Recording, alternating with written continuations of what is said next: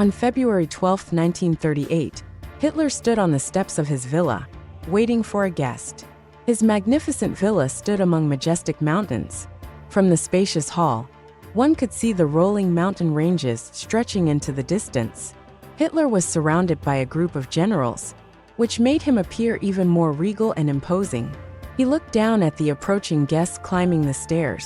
It was a poetic scene tinged with nostalgia. 25 years ago, Hitler had been a struggling artist wandering the streets of Vienna. Now, 25 years later, he could look down upon the most powerful figure in Vienna, Austrian Chancellor Kurt Schuschnigg. Facing this visitor from his homeland, Hitler made a prophecy. One day, I will return to Vienna like a thunderbolt overnight. After withdrawing from Berlin in 1933, Germany's situation remained precarious. Its status as a defeated nation from World War I left its defenses vulnerable and its diplomacy isolated. This forced Hitler to handle foreign affairs cautiously and carefully. He politely received foreign leaders, while secretly advancing German rearmament behind a facade of moderation.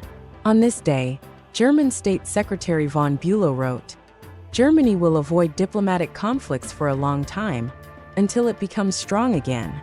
However, the most important step in Germany's rearmament was destined to provoke diplomatic conflict: the restoration of conscription.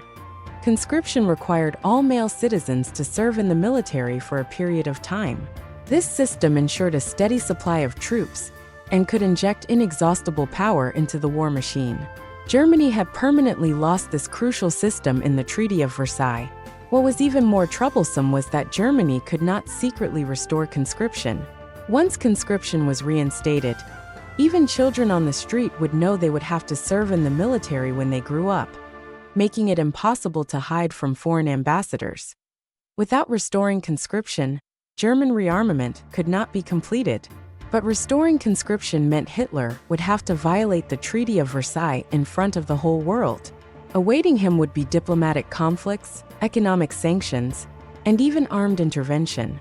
The consequences could be unbearable for Germany.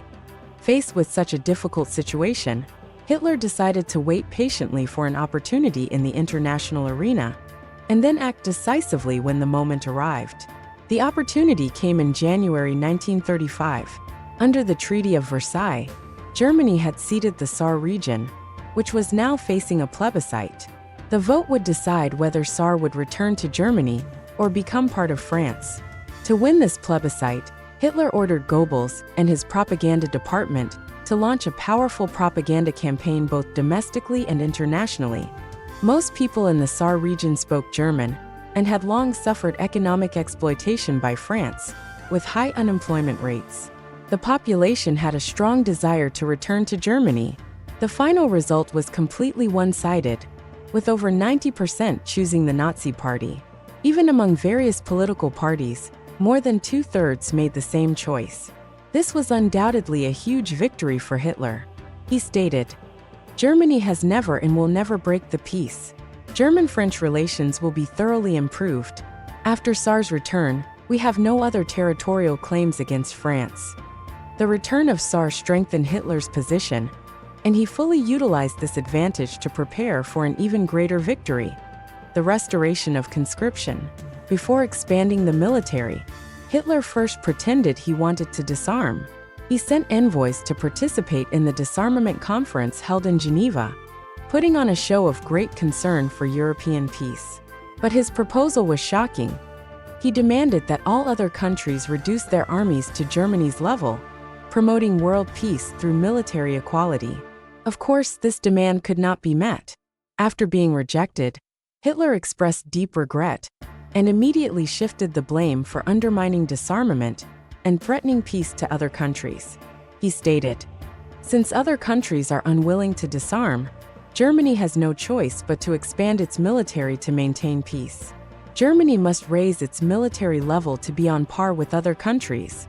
On March 16, 1935, Hitler summoned the British and French ambassadors and announced that Germany would restore full and unrestricted sovereignty in the Rhineland. As he spoke, German troops crossed the Rhine River, stepping onto territory they had not set foot on for 16 years. This was a huge gamble. The German forces entering the Rhineland numbered only 30,000, while France could quickly mobilize dozens of divisions. If France had sent troops into the Rhineland, Hitler later recalled more than once, we would have had to withdraw with our tails between our legs. It would have been my greatest political failure. The German General Staff was also terrified. When they heard that 13 or 14 French divisions were heading to the Maginot Line, they strongly urged a complete withdrawal of troops. But Hitler insisted on standing firm, enduring the longest 48 hours of his life. When the dust settled, all he received were protests and condemnations. France was in political turmoil and had lost British support, lacking the courage to send troops.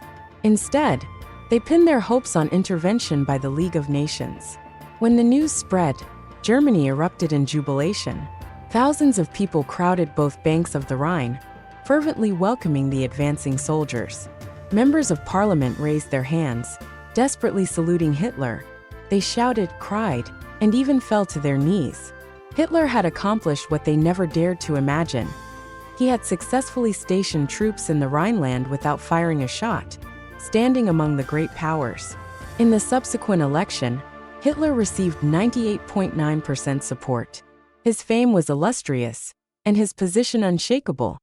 His ambitions gradually expanded. He was no longer satisfied with Germany's original territory, but cast his greedy gaze towards his homeland, Austria. Hitler had spent the first 24 years of his life in Austria, which carried his childhood memories, family life, and youthful recollections. Even after becoming the German Führer, he still could not forget his native country. I am a son of this land, he said. The belief in German-Austrian unification had never wavered in his heart. On the first page of Mein Kampf, he wrote, Germany and Austria must restore the great fatherland of the Germanic people. This unification must take place. One bloodline can only have one Germany. The international environment at the time also provided favorable conditions for German-Austrian unification. Defeated in World War I, the Austro-Hungarian Empire had disintegrated, and the newly established Republic of Austria was merely a fragment of the old empire. This small country had only 7 million people, but compared to the ethnically complex Austro-Hungarian Empire, Austria's population was much more homogeneous, with most being German-speaking people of Germanic descent. Germany, sharing the same language and ethnicity, held great appeal for them. Additionally, since Hitler himself was Austrian, everyone in Austria had heard that one of their own had become the German Führer. This further fueled unification sentiments. From the German perspective, Austria's strategic position spanning Central Europe was of great importance. Its rich material resources could also enhance Germany's economic strength. However, there were still two major obstacles to German-Austrian unification. One was the Austrian government, which strove to maintain national independence and sovereign integrity. The other was Mussolini, who had always opposed German-Austrian unification because Austria was the most important buffer between Italy and Germany. If Germany were to annex Austria, it could potentially pose a threat to Italy. To facilitate German-Austrian unification, Hitler put considerable effort into both aspects. He invited Austrian Chancellor Schuschnigg to his villa, constantly threatening and intimidating him. I tell you, Mr. Schuschnigg, I have made up my mind. You won't last even half an hour.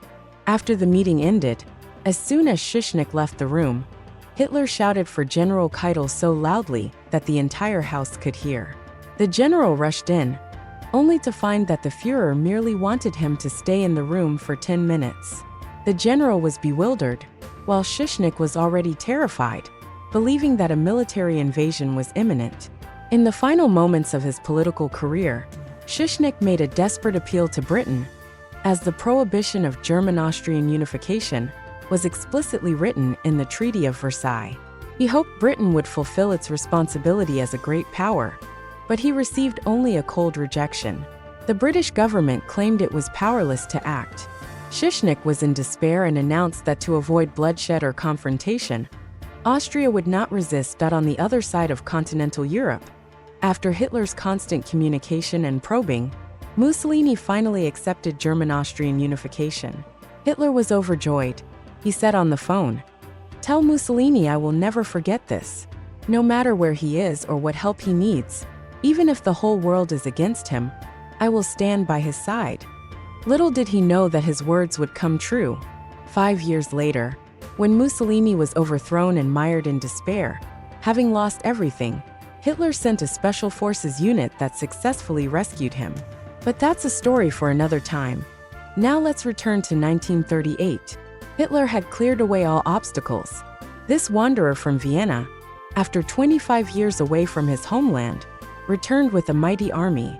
Austrians welcomed him with wild enthusiasm. People flocked to the streets, blocking the roads, constantly shouting, "One people, one Germany." Hitler also seemed moved, with tears streaming down his cheeks. He gave a speech from a temporary balcony. "Destiny has chosen me to return the homeland to Germany." Hitler's prestige reached its peak. He had accomplished what even Bismarck had not achieved: the unification of Greater Germany. He had also completely torn up the Treaty of Versailles, the most important agreement concluded at the Paris Peace Conference in 1919, that the Big Three of World War I had set numerous obstacles for Germany in this treaty: prohibiting Germany from implementing conscription, forbidding Germany from stationing troops in the Rhineland demilitarized zone, banning Germany from establishing an air force, limiting the German army to no more than 100,000 men, and prohibiting tanks and heavy artillery. Germany was to recognize Austria's independence and never unite with it. These clauses were meticulous, like a series of seals completely locking Germany down. But within just 5 years of Hitler coming to power, all these seals had become ineffective. What burst out of the cage was a bloodthirsty war empire that would bring deep calamity to the world and ultimately lead itself down a path of self-destruction. But in 1938, no one realized this. The people within the empire had once sworn in their worship of the Führer to follow him for life. And the politicians outside the empire still believed Hitler was someone who could be reasoned with and cooperated with. With this mindset, they walked alongside Hitler towards Munich, towards the most despicable conspiracy before World War II. Today we all know that Hitler was an insatiable warmonger. But before the outbreak of World War II, European politicians had not realized this. They were deceived by Hitler's careful disguise and sweet talk. Two of the Big Three from World War I, British Prime Ministers Chamberlain and Lloyd George, praised Hitler as a great leader after meeting with him. British Conservative Party leader George Lloyd praised Hitler, believing he would do everything possible to avoid war. French Ambassador François Poncet said after meeting Hitler, "He doesn't inspire fear or boredom, but rather sympathy." Almost all foreign dignitaries who visited Hitler had a positive impression of him. They indulged in the fantasy that Hitler was merely dissatisfied with the Treaty of Versailles, and that compromise and concessions could win his support and cooperation. On September 15, 1938, British Prime Minister Chamberlain boarded a plane to Berlin under such an illusion. He was going to resolve the Sudeten crisis. The Sudetenland was located within Czechoslovakia, and a large number of Germans lived in this area. Hitler's nationalism transcended national borders. He only looked at bloodlines, not citizenship. As long as you were German, regardless of where you lived or what your citizenship was, Hitler believed you should be under Germany's protection. And if you were Jewish, even if you were a German citizen who had served in the army and paid taxes to Germany, Hitler would send you to a concentration camp to be tortured to death. It was based on this logic that when Hitler heard that Germans in the Sudetenland were being treated unfairly, he believed Germany had the right to intervene. How to intervene? Simply give the Sudetenland to Germany. If not given, Germany would take it by force with its army. To this, Chamberlain retorted, "If Germany attacks Czechoslovakia, France will be obligated to join the war, and Britain will support France." But Hitler seemed completely unafraid. He said, "So be it, I don't care. I'm prepared for any eventuality." After the threat of force, Hitler began to show goodwill. He promised that the Sudetenland would be his last territorial demand. Chamberlain gave in. He believed Hitler's words and instead pressured Czechoslovakia. In a letter he wrote, "Although Hitler seems cold-hearted, my impression is that this man can be trusted once he makes a promise." Under such a ridiculous judgment, The appeasement policy reached its peak, the Munich Agreement, on September 29, 1938. The leaders of Germany, Italy, Britain, and France gathered in Munich. 4 countries sat at the negotiating table to determine the territory of another country. When Chamberlain returned to London, he waved a piece of paper with Hitler's signature to the crowd. This scene became the most iconic image before the outbreak of World War II. Everyone in the picture believed they were heading towards peace, unaware that they were stepping into the largest-scale war in human history. Just 6 months later, Hitler tore up the Munich Agreement and annexed the entire territory of Czechoslovakia. People awoke from their peaceful dream, anxiously watching Hitler's next move. History finally approached the outbreak of World War II. The Treaty of Versailles had divided German territory in two, with the dividing line being the Polish corridor given to Poland. This corridor extended Polish territory to the Baltic Sea, giving it access to the sea. At the end of the corridor was the city of Danzig. Danzig was nominally administered by the League of Nations, but was largely controlled by Poland in practice. Hitler wanted to annex Danzig and build a cross-border highway connecting German mainland with East Prussia. He issued an ultimatum asking the Poles to make a choice: Danzig or war. Hitler had thought that with his pressure, the Poles would give in and everything would be a repeat of Austria and Czechoslovakia. But he was soon disappointed. The Poles chose war. Polish Foreign Minister Josef Beck expressed his attitude: if Germany wants to use force to change Danzig's status, then let's go to war. Poland's tough stance was based on 3 reasons. First, Poland had received guarantees from Britain and France that if Poland were invaded by Germany, Britain and France would fight for Poland. Second, Poland had signed non-aggression pacts with both Germany and the Soviet Union, seemingly securing its position. Third, the Polish army appeared strong on paper, ranking 6th in the world. Hitler flew into a rage and was determined to go to war. Poland was certainly to be destroyed, but he did not want to cross swords with Britain and France yet. He repeatedly emphasized, "I don't need anything from the West, I only ask to act freely in the East." But Britain and France could no longer trust him. The tearing up of the Munich Agreement had taught them a lesson, and even Chamberlain had abandoned appeasement. This put immense pressure on Hitler. The war would not be limited to Germany and Poland. A new world war was surfacing. Germany was forced to seek new partners in Europe. Hitler looked around, and although he was reluctant to admit it, Stalin was undoubtedly the most suitable. The Soviet Union bordered Poland, and if Germany attacked Poland without notice, it would certainly provoke a strong reaction from the Soviet Union. In that case, Germany would be at war with Britain, France, and the Soviet Union simultaneously, undoubtedly repeating the scenario of World War I. But what if Germany cooperated with the Soviet Union? Germany could give up half of Poland's territory in exchange for peace in the East, then deal with Britain and France first before turning back to fight the Soviet Union later. The news from Moscow excited Hitler even more. The Soviet Union had been isolated and was willing to negotiate with Germany. On August 23, 1939, 2 jet transport planes took off from Berlin. The passengers on board were going to sign the most important treaty before World War II, a treaty that would dramatically change international relations. 2 days later, Poles saw a news item in the newspaper. Germany had signed a non-aggression pact with the Soviet Union. This confused them. Germany and the Soviet Union did not share a border, so why did they need to agree on non-aggression? Fear followed. If they agreed on non-aggression, which country would they invade? On the afternoon of August 31, 1939, Polish Ambassador Lipski was rushing around for peace. He requested to see Hitler but was refused. An ominous feeling rose in his heart. German Foreign Minister Ribbentrop received him, but upon learning that the ambassador did not have full authority to negotiate, Ribbentrop immediately terminated the meeting. Lipski could only return anxiously. When he arrived at the embassy, he found that the telephone line to Warsaw had been cut. His premonition was confirmed. In the darkening sky outside his window, the world in its sleep welcomed September 1st, the day war began. This concludes the main content of this video. When I first encountered World War II history, a question kept lingering in my mind: why did someone who seemed utterly evil receive so much support initially? Today, I attempt to answer this question. From the perspective of people's history, World War II would have broken out with or without Hitler. Hitler was a reflection of his era. He was one of the struggling civilians in Vienna, one of the soldiers brainwashed by imperialism and blindly marching towards war, one of the Germans who only opposed defeat in World War I, not the war itself.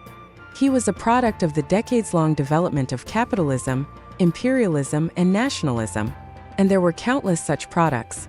Faced with the humiliation and exploitation endured by the German people, Hitler masterfully played the role of a savior. He promised to give them a strong country and a decent life. The price, however, was the disappearance of certain groups: the Jews, homosexuals, communists, and the mentally ill. But ultimately, they were minorities. There were also others who would disappear, people from a country you had never seen before.